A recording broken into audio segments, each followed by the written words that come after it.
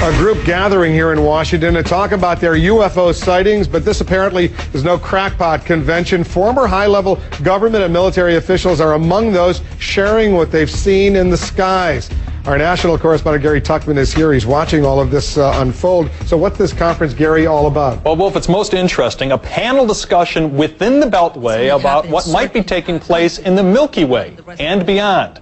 Have extraterrestrials visited us here on Earth? Well, 14 men from 7 different countries participated in a panel discussion to describe why they believe UFOs have visited Earth.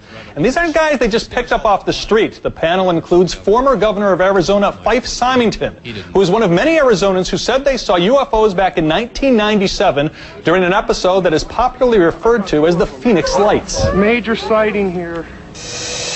We want the United States government to stop perpetuating the myth that all UFOs can be explained away in down-to-earth and conventional terms.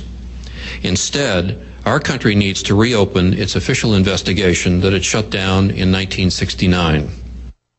Also participating was a retired Air Force captain who says he and his passengers saw a huge flying disc.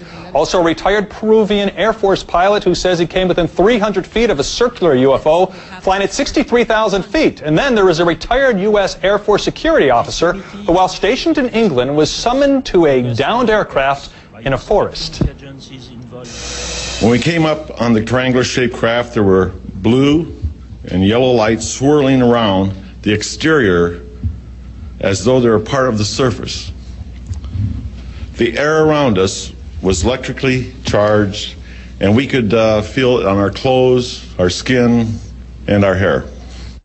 Well, Peniston then says the craft took off. He never saw any beings inside or outside the UFO. He says he took pictures, but inferred they were purposely overexposed by the government. Now, we've talked to the FAA before about investigating these kinds of claims, but the agency says, quote, it does not have the power to investigate. We've covered a few of these kinds of stories before, Wolf, and one thing that we always mention to the enthusiasts is if one of these craft came down on Earth and did an interview with one of us, the debate would be over. But that hasn't happened yet. Hasn't happened yet, but there's, who knows? Could happen. Gary, thanks very much for that report. By the way, there have even been some UFO sightings reported right here in the nation's capital. There was a flurry of them back in July of 1952 when the Air Force investigated but was never able to solve or prove anything. Take a look at these headlines. Aerial, what's its buzz? D.C. again.